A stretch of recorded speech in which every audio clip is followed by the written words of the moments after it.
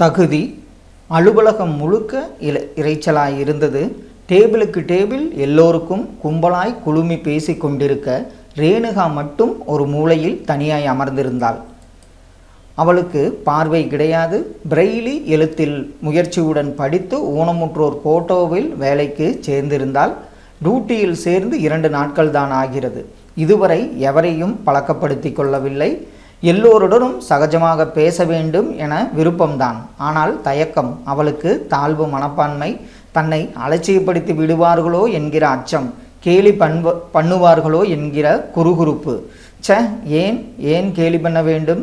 இன்னும் எத்தனை நாட்களுக்குத்தான் இப்படி ஒதுங்கியே இருப்பது? போய் பேசு. மனது உசுப்பீற்று. ரேணு எழுந்து தடவி அடுத்த காலுக்குள் பிரவேசித்தாள். அவளது வருகை அங்கே அமைதி கிளப்பிற்று.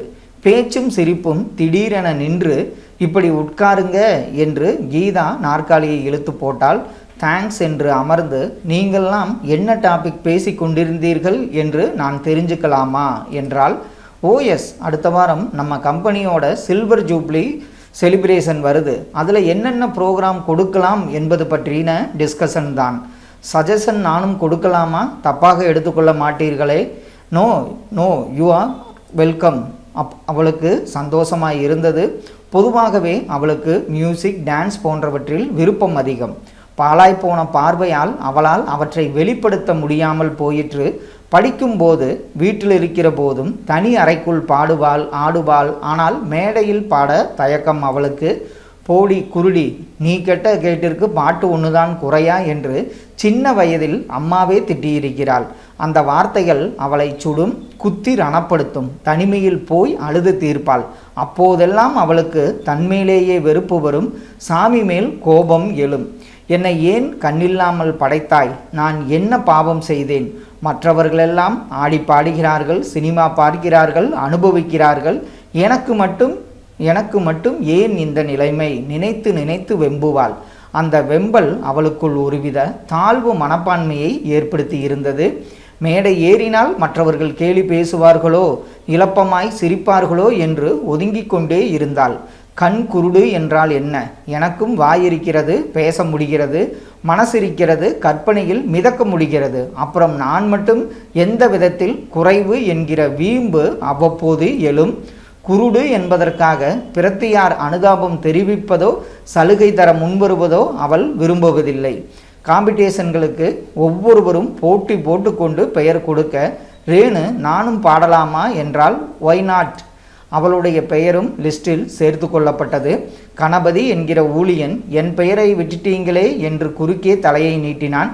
உங்கள் பெயர்தான் ஃபஸ்ட்டு ப்ரைஸும் எனக்குத்தான் என்று சிரித்தான் அவன் இயல்பிலேயே தற்பெருமைக்காரன். வேண்டாததற்கெல்லாம் தம்பட்டம் அடித்து கொள்வான்.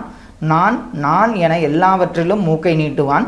மறுவாரம் விழா பொன்மாலை பொழுதில் கலகலப்பாய் ஆரம்பித்திருந்தது. சம்பிரதாய பேச்சுகளுக்கு பிறகு நிகழ்ச்சிகள் ஒன்றன் பின் ஒன்றாய் தொடர்ந்தன. முதலில் பான்சி ட்ரெஸ் ஊழியர்களின் குழந்தைகள் தத்துப்பித்தென்று வேஷம் போட்டு கொண்டு வந்து தத்தி நடந்தன. டயலாக் மறந்து விழித்தன. கூட்டத்தினரின் சிரிப்புக்கு பயந்து அழுதன. அடுத்தது மிமிக்ஸ். காலமாய் ஆல் இந்திய ரேடியோவையும் டிவியையும் ரயில்வே ஸ்டேஷன் ஏரோப்ளேனையும் இமிட்டேஷன் செய்யும் சம்பாஷணைகள். வடை, பாப்பி, காப்பி, சாயோ சோயோ, அரசியல்வாதிகளின் குரல்களின் கிண்டல்கள்.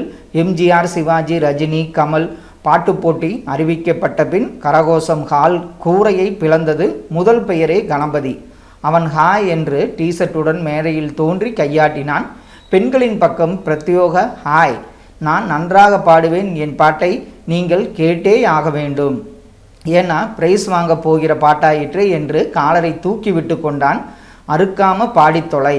என் பாட்டில் அவ்வளவு ஆர்வமா? நன்றி. உங்கள் பொறுமையை நான் சோதிக்க விரும்பவில்லை என்று கனைத்து கொண்டு பூந்தளிர் என்று ஆரம்பிக்க கூட்டம் கைதட்ட ஆரம்பித்தது.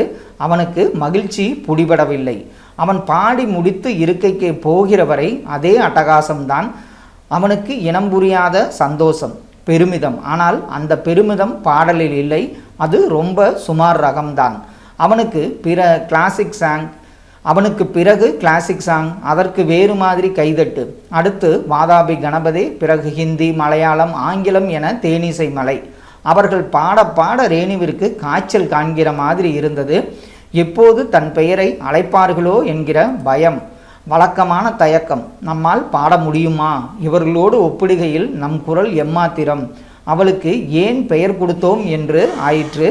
பேசாமல் பின்வாங்கி விடுவோமா என்று நினைத்தபோது அவளது பெயரை அழைத்தாளர்கள். ரேணு பிரம்மையுடன் எழுந்தால் செலுத்தப்பட்டது போல நடந்தாள். தோழிகள் இருவர் அவளை மேடைக்கு நடத்தி சென்றனர். மைக்கை அஜட் செய்து கையில் தர அவளுக்கு வியர்த்தது. துடைத்து கொண்டு பார்த்த ஞாபகம் இல்லையோ என்று ஆரம்பித்தாள். குரல் சரி பண்ணிற்று. அது கீச் கீச் என்று வெளிப்பட கூட்டத்தில் அமைதி. எந்தவித சலசலப்பும் இல்லை. எப்போடா முடிப்போம் என்றிருந்தது ரேணுவுக்கு. சீட்டுக்கு திரும்பினதும் தன்மேல் அவளுக்கே வெறுப்பாய் வந்தது. நான் பெயரே கொடுத்திருக்க கூடாது, பெரிய சுசீலா என்று நினைப்பு. அவளுக்கு பிறகு இன்னும் 4-5 பேர் பாடினர். முடிவில் பிரைஸ் அனௌன்ஸ்மெண்ட். கணபதி பெருமிதத்துடன் எழுந்து நின்றான். முதல் பரிசு கிளாசிக் பாடின பெண்ணிற்கு, அடுத்த பரிசு வாதாபி கணபதி, 3ஆம் பரிசு ரேகாவிற்கு. அவளுக்கு அதை நம்பவே முடியவில்லை. எனக்கு போய் பரிசா? எத்தனை நன்றாகவா நான் பாடினேன்? அதே சமயம் கணபதி கடும் கோபத்தில் இருந்தான். தனக்கு பரிசில்லை என்றிருந்தும் அவனது முகம் வெளிரிற்று. ஆவேசமாய் மேடைக்கு போய், நான் இதை ஏற்க மாட்டேன், நடுவர்கள் முறை தவறி விட்டார்கள் என்று கத்தினான். கூட்டம் டவுன் டவுன் என்று அவனை பார்த்து கத்திற்று. அது அவனது ஆவேசத்தை அதிகப்படுத்தவே செய்தது. முடியாது, என்னங்கடா அது அநியாயம்? நல்லா பாடினவனுக்கு பரிசில்லை, எந்த ஊர் நியாயம் இது? பரிசு வாங்கினோம்னா குருடாவோ செவிடாவோ பிறந்திருக்கணும் போலிருக்கு. ரேணுகாவிற்கு சுருக்கென்றிருந்தது. ராத்திரி ஹாஸ்டலுக்கு வந்ததும் ரேணு படுக்கையில் விழுந்து விம்ம ஆரம்பித்தாள். கீதா அவள் முகத்தை நிமிர்த்தி, ஏன் அழுகிறாய்? அந்த கணபதி அப்படி பேசினான் என்றா? இல்லை. அப்புறம்? இந்த பரிசு எனக்கு கொடுத்திருக்க கூடாது, நான் நன்றாக பாடவில்லை. சீச்சி, அப்படின்னு யார் சொன்னது? நீ நன்றாகத்தானே பாடினாய். இல்லை, எனக்கு தெரியும், நான் பாடவில்லை. கழுதை மாதிரி கத்தினேன். இந்த பரிசு என் பாட்டிற்காக தரப்படவில்லை, என் குருடிற்காக அந்த அனுதாபத்தால் தான் எனக்கு பிரைஸ் கொடுத்தாங்க. யாருக்கோ கிடைக்க வேண்டிய பரிசு இது. தகுதியே இல்லாத எனக்கு தரப்பட்டிருக்கிறது. என்னால் இதை ஏற்க முடியாது. ரேணு தழுதழுக்க. கீதா பிரம்மை பிடித்து நின்றாள். நல்ல நிலையில் இருப்பவர்கள் கூட கொஞ்சம் கூட தகுதியே இல்லாமல் பட்டத்திற்கும் பதவிக்கும் நாய் மாதிரி அடித்து கொள்ளும் இந்த காலத்தில் இப்படியும் ஒருத்தியா? அவளை எப்படி தேற்றுவது என தெரியாமல் கீதா தவிப்புடன் நின்றிருந்தாள். தேங்க்யூ.